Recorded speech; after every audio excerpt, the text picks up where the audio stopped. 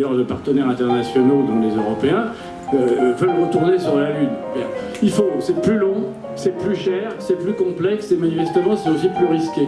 Bonjour Véronique Anger de Fribert. Bonjour Claude. Vous organisez la 5e édition du forum Changer d'air. Tout d'abord, quel est le chemin parcouru ? Alors depuis 2013, parce que la première édition était en 2013, je pense qu'il s'est passé beaucoup de choses. Déjà, on a vraiment changé d'air. On est vraiment dans l'intelligence artificielle, les robots, dans tout ce dont on pouvait parler déjà en 2013. On parlait de la société collaborative. Alors, on parlait aussi de l'empowerment, on parlait de la disruption. Tout ça, ça y est, c'est fait. Et il y a 5 ans, quand on parlait de société collaborative, les intervenants, les gens, le public avaient l'air de parler de quelque chose de très très nouveau. Ça surprenait tout le monde. 1 an après, tout le monde était en plein dedans. Enfin, ça accélère très très vite finalement ces transformations. On les intègre relativement vite finalement. Alors peut-être que pour les robots et l'intelligence artificielle, on mettra un petit peu plus de temps, mais on est vraiment à ce moment-là. Le thème de cette 5e édition, c'est le travail au robot, la vie aux humains. Pourquoi ce choix ? Alors le travail au robot, la vie aux humains, d'abord parce que c'est un clin d'œil au dernier livre de Joël de René qui s'appelle Je cherche à comprendre et qui est le parrain majeur de ce forum et dont les écrits évidemment nous ont beaucoup inspirés puisqu'il a fait partie de ce groupe de pensée des penseurs systémiques, le groupe des 10 dont le forum s'inspire encore aujourd'hui pour essayer un petit peu d'avoir la même approche transdisciplinaire et intergénérationnelle.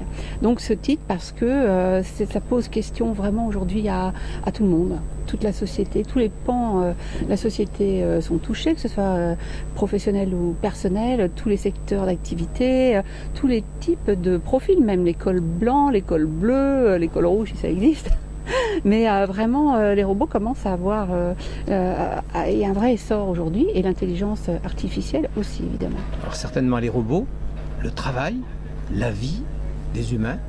Je crois qu'effectivement, Joël de René a beaucoup à dire sur ce thème-là et tous les invités ont parfaitement profité de ce sujet. Tout à fait, tout le monde a parlé de l'empathie des robots, du droit des robots, de la place de l'humain, du nouveau contrat social de l'entreprise dans ce contexte, et puis bien sûr de la place des jeunes gens, puisqu'on avait les aventuriers qui sont l'école de la recherche du CRI, qui sont des enfants tout petits, c'était des CM2, des 6e, donc chapeau pour leurs exposés.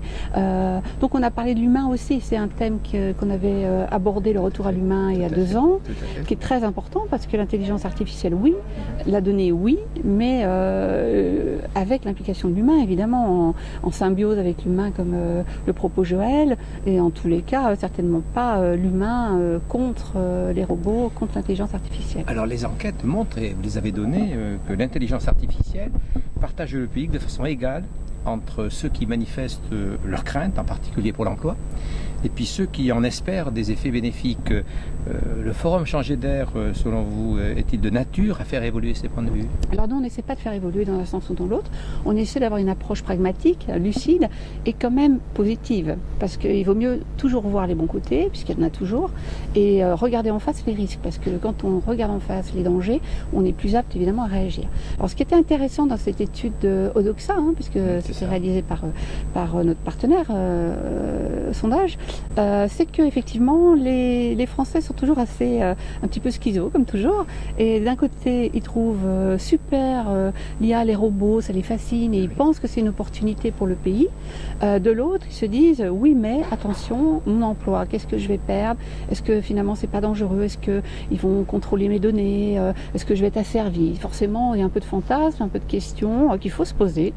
Après nous, le rôle c'était aussi de montrer qu'on n'en est pas du tout arrivé au temps où les robots vont asservir l'humain. D'ailleurs, nos intervenants ont très très bien parlé de l'empathie des robots, de leur place, comment ils doivent s'inscrire finalement dans la vie des humains. Donc je pense que tout est ouvert parce qu'on ne sait pas encore très très bien ce que tout cela va donner, mais c'est quand même à l'humain, si on veut rester humain, comme dit Pascal Pic ou François Tadi, si on veut rester des humains, c'est quand même à nous de continuer à faire le travail et à pas confier complètement nos responsabilités réalité à des robots qu'on ne maîtriserait pas, puisqu'on ne maîtrise même pas le code qu'ils fabriquent. Alors en tout cas, c'est un sujet qui restera d'actualité un certain temps malgré tout. Oui, certainement. Certainement, en plus, tout évolue très très vite. Ce qu'on dit aujourd'hui, ça peut être complètement dépassé dans un an. On dit des choses, on affirme quasiment parfois des choses en disant mais non, le robot, ce ne sera jamais une personne, il imite les émotions, il ne les ressent pas. Mais Qui sait, comme dirait peut-être Alain Bensoussan, provoquerait un petit peu, qui est l'avocat spécialiste des robots, du droit des robots, peut-être qu'on dira tout autre chose dans 5 ans, ou peut-être pas, mais en tous les cas, il faut quand même qu'on se pose ces questions de l'apprentissage aussi des robots eux-mêmes et entre eux, qui créent des nouvelles, qui créent une évolution parallèle, pour reprendre François Taddy, aux humains, parce qu'on ne comprend même plus leur langage. Eux se comprennent entre eux, nous on ne les comprend plus. Donc il faut évidemment être vigilant, essayer de garder la maîtrise de tout ça et faire en sorte que les robots et l'intelligence artificielle soient pour le meilleur, c'est-à-dire au service de l'humain, pour le bien-être de l'humanité et pas pour faire de nous des petites choses irresponsables qui ne pensent plus et qui se comportent comme avec un GPS, avec tout ce qui a trait à nos vies. merci beaucoup Véronique Ranger-Trubert. C'est moi qui vous remercie. La première, c'est la substitution. Vous avez avec les technologies un rédacteur qui rentre dans un business et qui va faire disparaître, c'est l'industrie de la photographie avec le Kodak, et qui fait plus que faire disparaître un acteur de mémoire, qui change complètement la pratique, les comportements des utilisateurs par rapport à ce qu'était auparavant la photographie.